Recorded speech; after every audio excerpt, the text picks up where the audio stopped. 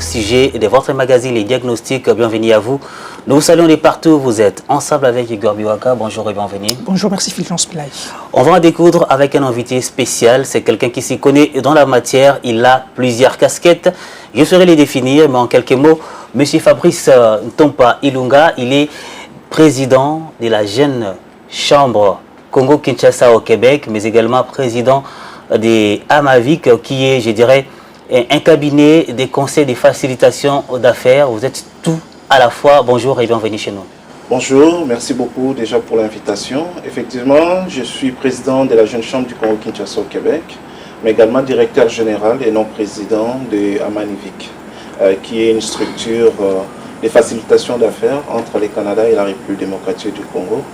Et depuis quelques années maintenant, nous évoluons également dans d'autres secteurs d'activité ici sur place.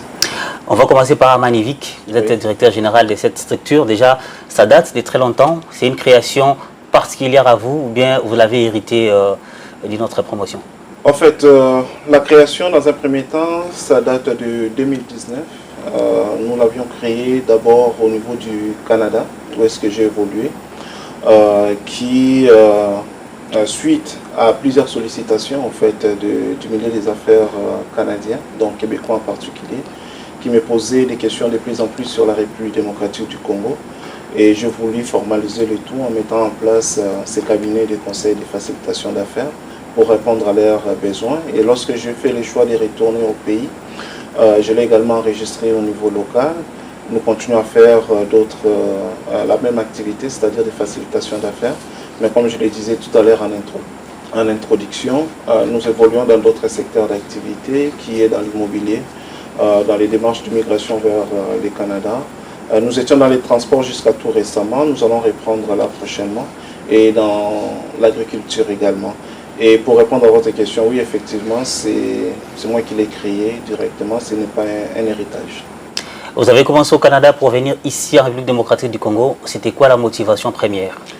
Dans un premier temps, un peu comme beaucoup de Congolais qui ont évolué pendant longtemps à l'étranger, nous avons toujours cette envie de contribuer d'une façon ou d'une autre au pays, au développement du pays. Alors, il y en a qui décident de le faire à distance, à l'étranger, dans la diaspora. Mais moi, il y avait cette envie de retourner au pays pour être plus proche de la population et avoir un impact direct sur l'économie locale. Amanivic, déjà ici en RDC, depuis un bon temps, vous êtes dans les secteurs formels. Oui. Vous êtes dans les formels ou dans Je suis dans les formels. Nous avons tous nos documents légaux. Alors, puisque nous parlons en fait de Amanivic, qui est, comme vous l'avez si bien tantôt dit ici, un cabinet de conseil de facilitation d'affaires pour les entreprises, on aimerait bien savoir comment vous vous y prenez pour faciliter justement les affaires entre les entreprises. Alors, ce qu'il faut d'abord savoir, c'est que le Canada, la relation entre le Canada et la République démocratique du Congo est somme toute assez récente, si on la compare comparativement par exemple à des relations avec les États européens par exemple. Okay. C'est depuis les années 60-70 que le Canada a une présence un peu plus marquée au niveau de l'Afrique. Alors, l'appréhension en fait des hommes et des femmes d'affaires au niveau du Canada n'est pas la même parce que c'est un pays qu'on connaît somme toute pas très bien si on le compare par exemple avec d'autres relations que le Canada avec les États-Unis par exemple, avec l'Europe. Alors, dans un premier temps, les gens ont besoin de certaines informations sur certains dossiers du pays, le climat des affaires, les secteurs d'activité qui peuvent être intéressants à investir, mis à part les secteurs miniers, parce qu'on sait que le Canada est très présent dans ces secteurs, mais il y a de plus en plus d'entrepreneurs qui évoluent dans d'autres secteurs qui s'intéressent au marché congolais. Alors nous, dans un premier temps, on les aide beaucoup dans la formalisation en fait, de leurs entreprises ici. Okay. Donc il y en a qui veulent faire des enregistrements, mais qui n'ont pas nécessairement des personnes de confiance à qui ils peuvent sous-traiter les dossiers pour formaliser leur entreprise au niveau En faisant quoi local. concrètement, sans pourtant vous interloquer? Vous savez bien, ici en RDC, généralement la procédure aboutissant à la formalisation est tantôt jugée sinueuse, parfois difficile. Mais qu'est-ce que vous faites concrètement pour faciliter au fait, à ces entreprises-là de se formaliser aussi facilement que possible? Alors, avec mon équipe, on s'occupe par exemple de tout ce qui est rédaction par exemple de statuts. Ok. Nous faisons tous les démarches au niveau du guichet unique par exemple, pour justement obtenir tout ce qui est les RCCM, l'identification nationale, les numéros d'impôt par exemple. Ok. Nous le faisons. Mais nous avons aussi en fait, toute une autre catégorie en fait, d'entrepreneurs qui ont de l'intérêt par rapport à la RDC, mais qui ne veulent pas nécessairement se formaliser ou avoir un bureau physique au niveau de la RDC. Alors c'est là que nous aussi on joue ce rôle qu'on appelle de facilitation d'affaires ou bien des représentations commerciales.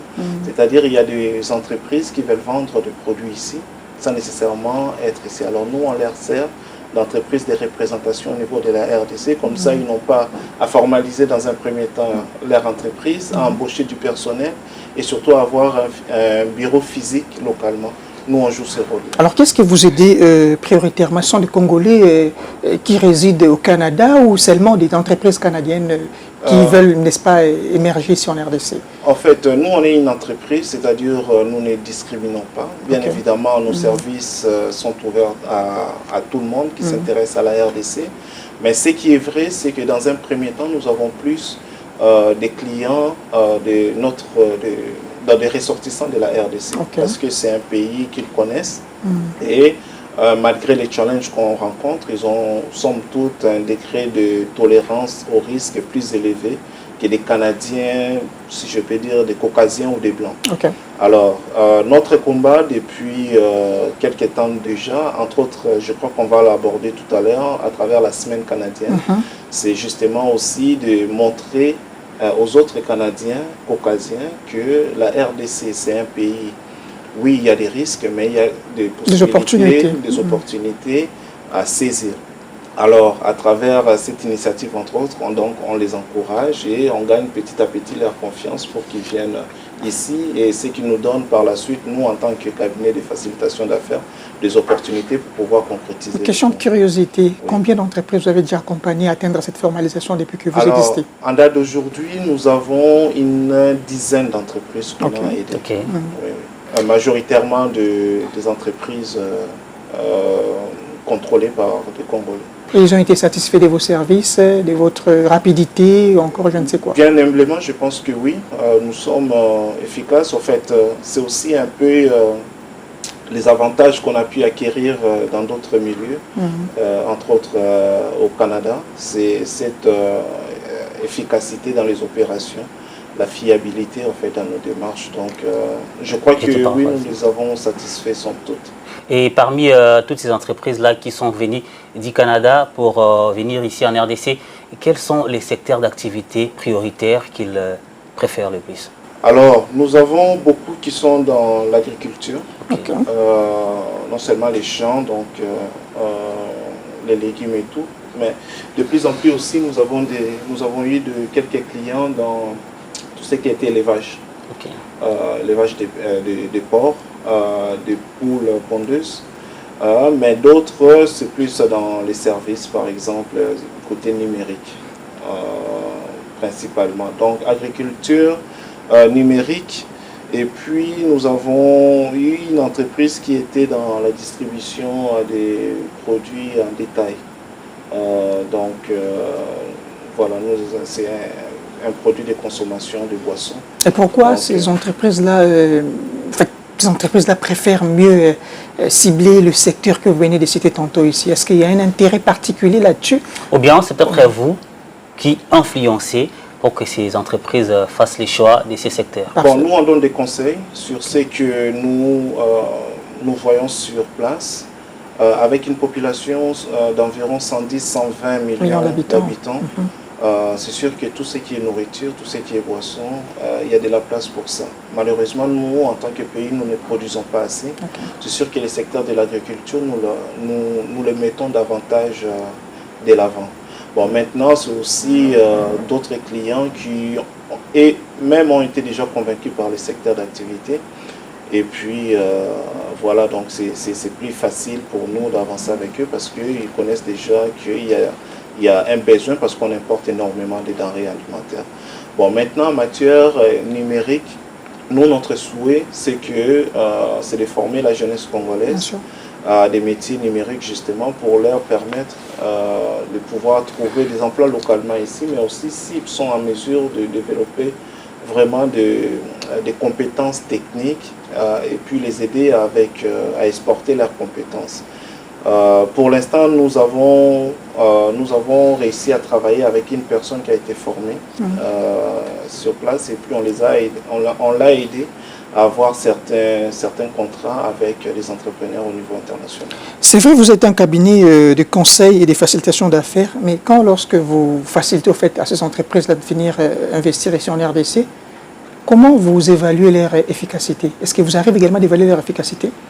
Bon, écoutez, nous, à partir du moment qu'on fait un travail, c'est vrai, on se détache un peu si on n'a pas nécessairement un mandat de les accompagner par la suite. Okay. Comme je vous ai dit, nous sommes tout un cabinet qui est assez nouveau sur le marché localement ici. Les mandats que nous avons eus jusqu'à présent, c'est vraiment dans la formalisation des entreprises. Et puis par la suite, on s'est détaché de tout ce qui est gestion par la suite. Okay. Voilà, on va maintenant parler des climats des affaires parce que vous facilitez les affaires entre les entreprises qui sont au Canada pour venir savoir comment est-ce que s'implanter ici en RDC.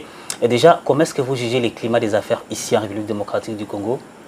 Je tiens à souligner que déjà depuis quelques mois maintenant, je vois quand même une certaine amélioration. Entre autres, je suis un peu ce que fait l'ANAPI avec l'arrivée de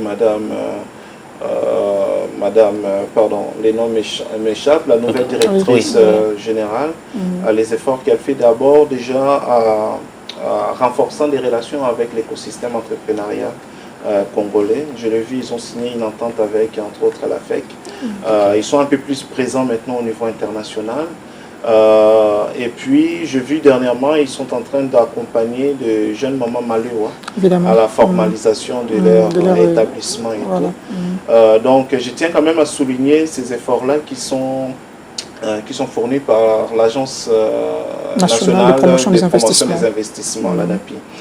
Mais maintenant, ce qu'il faut aussi dire, c'est que malheureusement, nous avons beaucoup de challenges du point de vue climat des affaires au niveau de la RDC. Déjà, pour ce qui évolue par exemple dans les secteurs des transports par exemple, tout ce qui est embouteillage par exemple, la qualité de la main d'œuvre. Moi-même j'étais dans ces secteurs de transport, je peux vous dire que c'est vraiment un secteur très difficile parce que nous avons malheureusement des chauffeurs qui n'ont pas été bien formés et dont les répercussions se font sentir assez fréquemment. Mais maintenant, au niveau du pays, il faut soulever qu'il y a beaucoup malheureusement des situations de tracasseries avec les services de police sur les terrains. Et ça, je crois que ce sont des éléments qu'il faudrait impérativement que l'on puisse régler. Parce que je vois les efforts de l'ANAPI ces derniers temps, comme je l'ai soulevé tout à l'heure. Mais ce ne serait pas intéressant qu'on fournisse autant d'efforts et qu'on ramène des investisseurs ici et qui rencontrent ce genre de difficultés sur place. Nonobstant ce qui fait Mme Rachel Mpungu, directrice générale de l'ANAPI, est-ce qu'il y a d'autres structures qui vous influencent ou bien qui essaient d'emboîter les pas autrement pour que les climats des affaires soient assainis ici en RDC? Bon, écoutez, nous on a eu à collaborer avec avec l'ANAPI. Nous avons eu à collaborer avec la Fédération des entreprises du Congo, qui sont aussi dans l'accompagnement et le soutien des entreprises. Je sais qu'au niveau interne, ils sont en train aussi de fournir beaucoup de supports pour pouvoir justement aider les entrepreneurs qui font face à certains défis à les relever. Alors ce sont somme toute les structures avec lesquelles nous avons eu à collaborer de façon officielle, mais les autres jusqu'à présent malheureusement nous n'avons pas eu à tisser des liens assez proches pour pouvoir émettre un commentaire. Alors, dès l'entame de cette émission, on vous a présenté comme, je crois, le président de la Jeune Chambre de Congo-Kinshasa au Québec. Que savoir de cette structure? Alors déjà, la création de cette structure remonte à 2017. Cela faisait suite à mon passage en tant que vice-président de la communauté congolaise du Grand Montréal.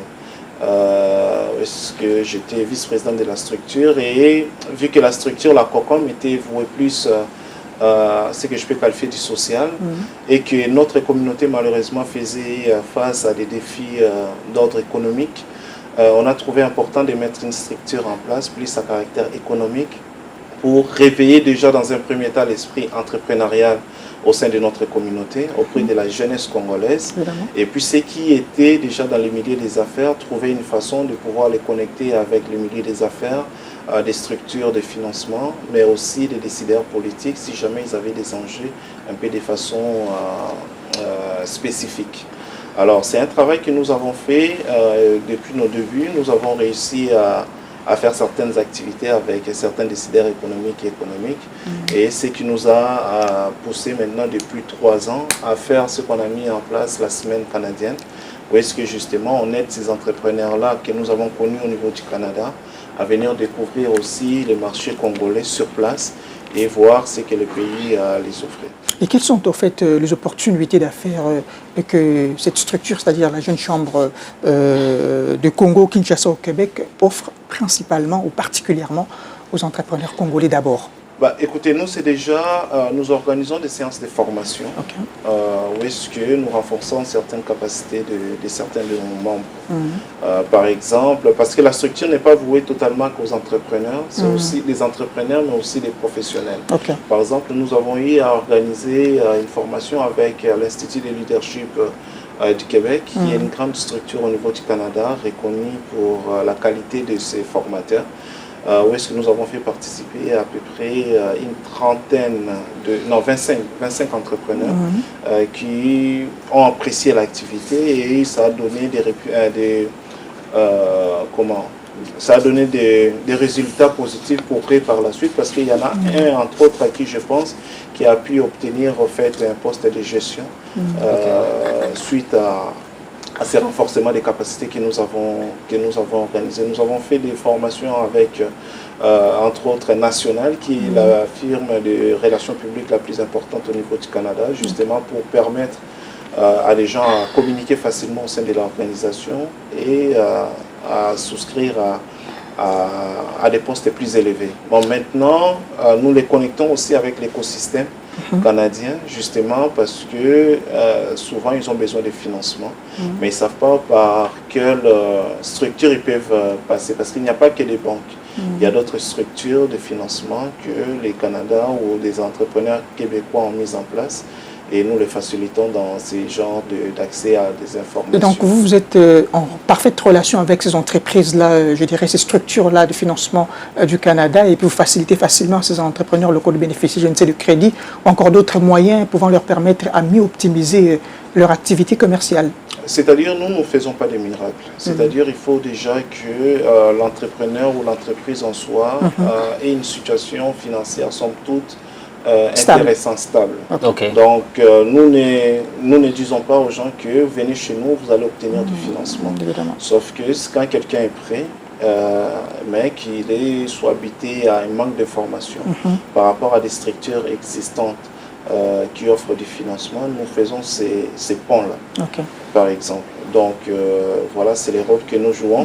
Et ce que nous sommes en train de mettre en place actuellement, surtout au niveau de la RDC, avec les entrepreneurs, c'est d'ailleurs l'idée derrière aussi la semaine canadienne, c'est de répertorier des entreprises qui sont fiables, qui sont assez solides, pour voir comment nous pouvons les aider à vendre maintenant au niveau du Canada également. Justement, avant de continuer, j'aimerais bien savoir quelle relation vous vous entretenez avec la Chambre de commerce Canada-Afrique.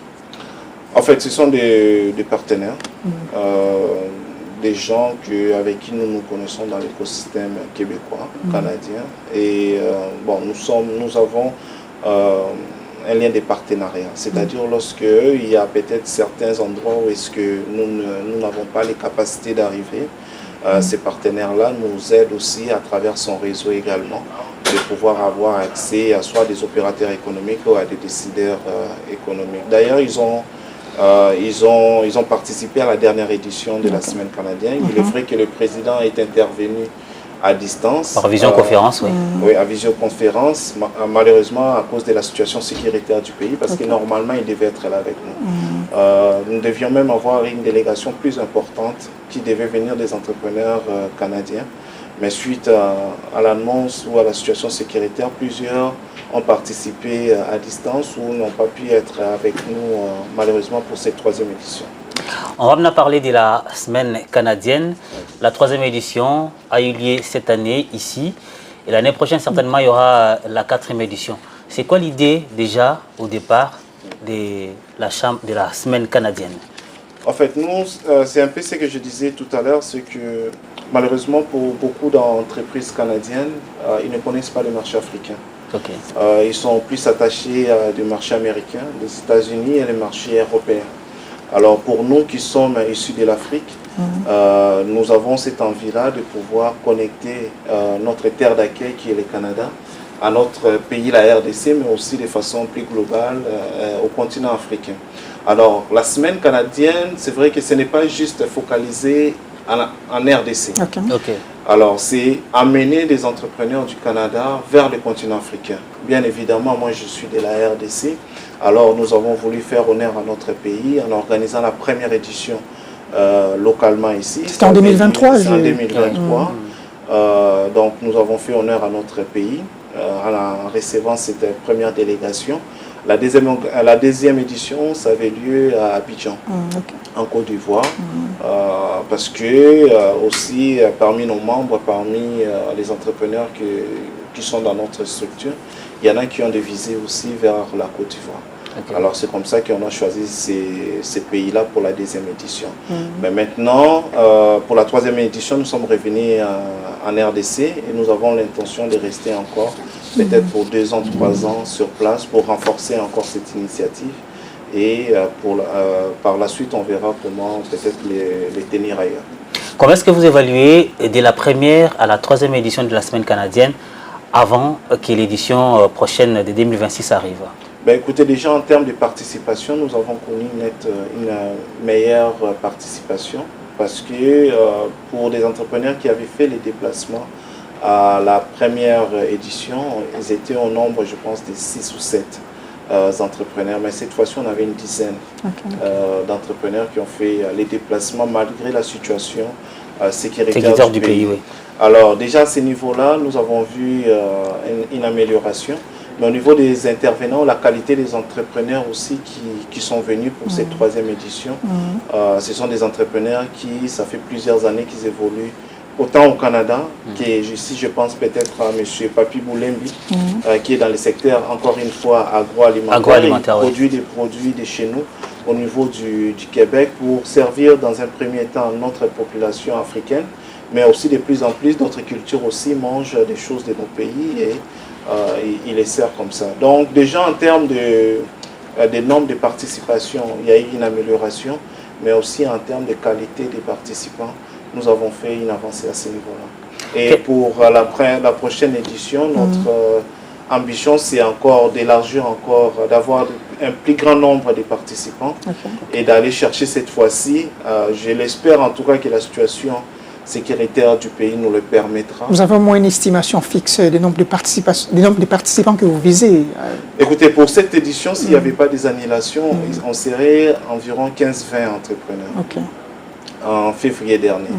Notre ambition, ce serait d'ajouter au moins 5 autres, 5 entrepreneurs supplémentaires pour la prochaine édition. Parce qu'il faut le dire, hein, malheureusement, notre pays, avec les temps, a connu une mauvaise réputation au niveau international. Oui. Alors, ce que nous sommes en train de faire, c'est de montrer notre image de la RDC. C'est pas facile parce que nous, c'est une initiative d'abord du privé que nous sommes. Nous l'avons fait d'abord avec nos propres moyens, avec les relations que nous avons pu établir avec les temps. Maintenant, depuis la dernière édition, ou plutôt la première édition, nous demandons aux structures de l'État de pouvoir nous assister, non seulement du point de vue financiers pour faire quelque chose de plus grand, faire déplacer peut-être certains invités qui auraient besoin de plus de confort pour leur déplacement, mais aussi en termes justement peut-être de conseils plus techniques. Et nous sommes contents parce que nous avons pu travailler avec la NAPI et la FEC à la dernière édition. Et ils nous ont fourni certaines informations, certaines orientations sur les décisions du pays. Et ce sont ces genres de collaborations que nous voulons renforcer de plus pour les prochaines éditions. Et quelle a été d'ailleurs la satisfaction des entrepreneurs qui ont participé dès la première à la troisième édition pour que les autres soient encore beaucoup plus influencés à venir à la 4e édition de l'année prochaine? Bon, nous avons eu l'occasion de partager certains témoignages sur nos réseaux sociaux. Ce qui m'encourage, moi, c'est de voir justement cette réception positive.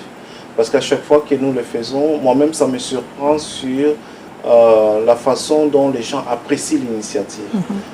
Vous savez, pour nous, pour différentes raisons qui ont eu à évoluer ailleurs, lorsque on revient comme ça, on voit que certaines initiatives sont prises au niveau du pays et qu'on les met de l'avant, ils sont connus.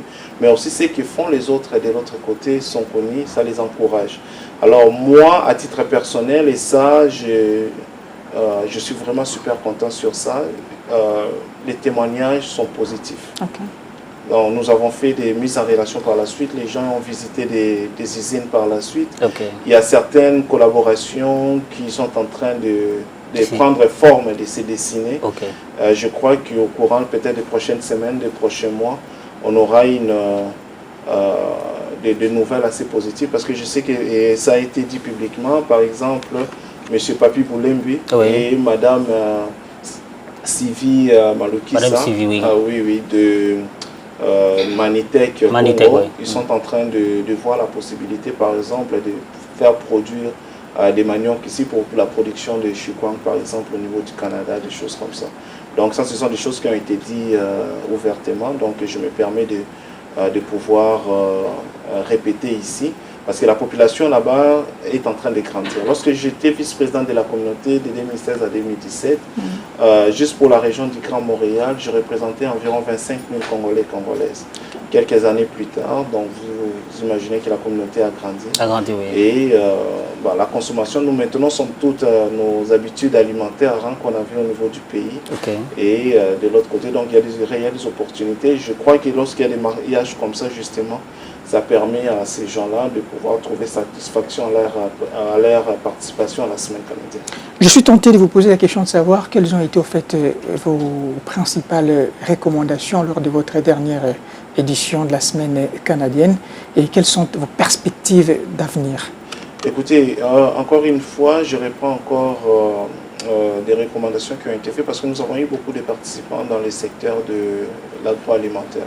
C'est déjà l'amélioration des dessertes routières, des routes agricoles, parce que les opérateurs ont beaucoup de difficultés à faire sortir leur production. Il y avait également des recommandations par rapport à des mises en relation des structures. Par exemple, il y a Madame, pardon, le nom m'échappe, elle était intervenante également, la professeure, pardon, le nom m'échappe, qui est à Inikin, par exemple. Il a fait beaucoup de recherches sur la fabrication, par exemple, de machines agricoles, justement. Mais ce sont des recommandations, malheureusement, qui ne sont pas prises en compte au niveau des décideurs politiques. C'est un travail que nous avons pris l'engagement de pouvoir faire arriver ces recherches-là au niveau des décideurs et voir quelles décisions qui peuvent être prises pour l'application de ce genre de recherches locales ici. Parce que vous comprendrez, dans le milieu de la recherche, il y a la réalité de nos sols, par exemple, qui sont différents, par exemple, des sols qu'on fait, par exemple, canadiennes ou ailleurs. Alors que des fois, lorsqu'on a à faire venir des machines, des tracteurs, par exemple, on les fait venir de l'extérieur, alors que les conditions avec lesquelles ils ont été fabriqués, c'est selon leur sol, par exemple, qui ne correspond pas avec le sol congolais.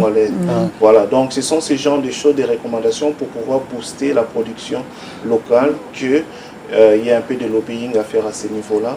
Et voilà, nous sommes en train de nous organiser. Mais à qui principalement vous vous adressez ces recommandations-là? Parce que vous avez dit Oui. que ce sont des recommandations qui restent lettres mortes. Au ministre de l'Agriculture. Ça met, sans pourtant également vous interloquer, ça me pousse également à vous poser la question de savoir quelles sont votre relation avec le gouvernement congolais. Bon, ce qui est vrai, ce sont des relations que nous sommes en train de renforcer. Nous parlions du climat des affaires tout à l'heure. Okay.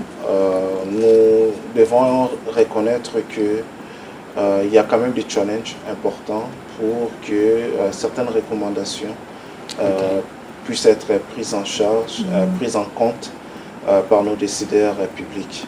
C'est un travail que nous devons faire encore davantage. Nous le faisons selon nos capacités également. Bon, en espérant qu'à un moment donné, nous puissions trouver un écho favorable auprès de certains décideurs. À ce jour, quelles sont les relations économiques qui existent entre le Canada et la RDC? Ben, écoutez, principalement, le Canada importe beaucoup tout ce qui est minéré de notre pays, mais également de tout ce qui est le bois. Okay. Et de l'autre côté, nous recevons beaucoup de tout ce qui est produit automobile, mais également tout ce qui est produit animalier. Nous, ce que nous tentons de faire à travers la Semaine canadienne et la Chambre des commerces, c'est diversifier ces sources de collaboration entre les différents pays. Nous voulons que, par exemple, en matière de transport, qu'il y ait une nette collaboration avec le Canada. En matière agricole, oui, parce qu'il y a l'expertise canadienne qu'on peut aussi exporter ici et vice-versa. Mais tout ce qui est commerce des détails également, ce sont des secteurs d'activité que nous pensons que les deux pays peuvent gagner à collaborer davantage. Je vois vous insister beaucoup sur le secteur du transport. Et du coup, ça m'étonne de vous poser cette question. Comment comptez-vous vous y prendre pour apporter des réformes majeures au sein de ces secteurs qui fait face à plusieurs obstacles? Comment comptez-vous vous y prendre? Bon, je pense qu'il faut commencer déjà à la base. C'est que c'est déjà au niveau de la formation des conducteurs déjà. Pour beaucoup de Congolais, ils n'ont même pas fait de formation pour apprendre à conduire. C'est un problème. Déjà, si nous pouvons déjà, et je sais qu'il y a des efforts qui ont été faits dernièrement, maintenant il faut suivre des cours de conduite pour pouvoir obtenir le nouveau permis. C'est déjà une avancée. Mais également, je dirais dans tout ce qui peut être... comment dirais-je, les assurances par exemple automobiles. Beaucoup de Congolais conduisent sans avoir des assurances, il y a des accidents qui se produisent et ils ne sont pas couverts. Donc je pense que ce sont des secteurs ou des choses qu'il faut mettre en place, la sensibilisation, la formation et puis aussi les secteurs des assurances doit prendre son importance au niveau de la RDC. Est-ce que vous songez également à la diversification des voies de communication? Puisqu'en RDC, on a l'impression de n'avoir que, par exemple, je prends pour Kinshasa, la province de Kinshasa, on a l'impression de n'avoir que la voie routière comme principale voie de communication. Écoutez, au niveau des infrastructures, ça pose un problème. Ça pose un problème. Malheureusement, c'est un travail, des investissements n'ont pas été faits à ces domaines-là. Il y a des transports ferroviaires qu'il faudrait également encourager. Bien sûr. Je pense que pour une ville aussi peuplée que Kinshasa, il faut penser par exemple à des trains, à des trains aériens par exemple, pour pouvoir éviter les embouteillages et amener un plus grand nombre des utilisateurs de certaines communes, par exemple, vers Gombe, par exemple, parce que la concentration des emplois se trouve à ce niveau-là. Mais aussi, et ça c'est quelque chose qui me porte à cœur, j'aimerais voir aussi que dans différentes communes, qu'il y ait une sorte de pôle économique qui soit créé pour justement essayer d'éviter ces genres de transports parce que les embouteillages deviennent de plus en plus importants. Si par exemple au niveau d'Engalem, on pouvait avoir un pôle économique qui permettrait aux gens qui viennent d'Engalem de se concentrer, de trouver des emplois sur place, ça pourrait contribuer. Donc, favorisons les transports ferroviaires et puis essayons de mettre en place des lignes téléphériques par exemple. Est-ce que vous ne recevez pas en fait la sollicitation des entreprises canadiennes qui œuvrent dans ce secteur-là? qui peuvent écoutez, apporter un vent nouveau dans le secteur du transport ici en République démocratique du Congo? C'est un dossier qui est important. Je sais que la société, par exemple, Bombardier, qui est spécialisée justement dans la fabrication de trains, a été sollicitée dans les passés. Mais malheureusement, justement, on parle encore du climat des affaires. Je crois que le dossier a été gelé.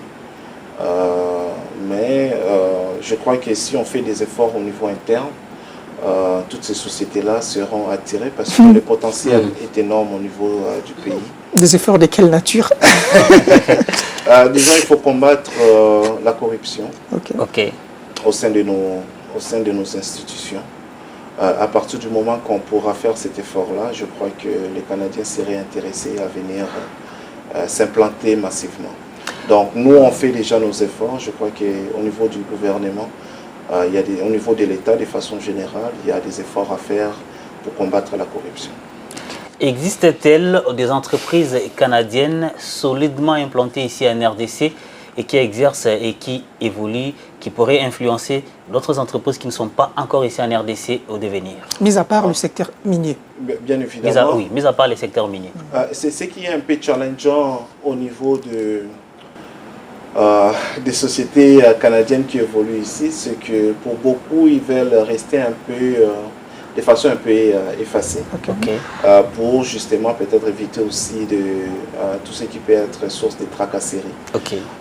Mais nous sommes en train de les repérer une par une. Et il y a par exemple, je vais faire un peu de publicité parce qu'ils ont été un de nos sponsors à la dernière édition, la société par exemple Orbit, qui fabrique les boissons canadiennes.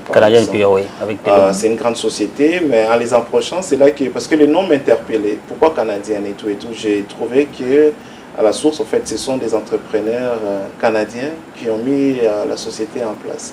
Alors, ce sont des sociétés comme ça qui ont un impact réel sur les marchés congolais, que l'on découvre nous aussi petit à petit, parce que une fois de plus, l'accès à l'information n'est pas évident. Certaines entreprises, certaines personnes qui opèrent préfèrent les faire de façon un peu plus discrète.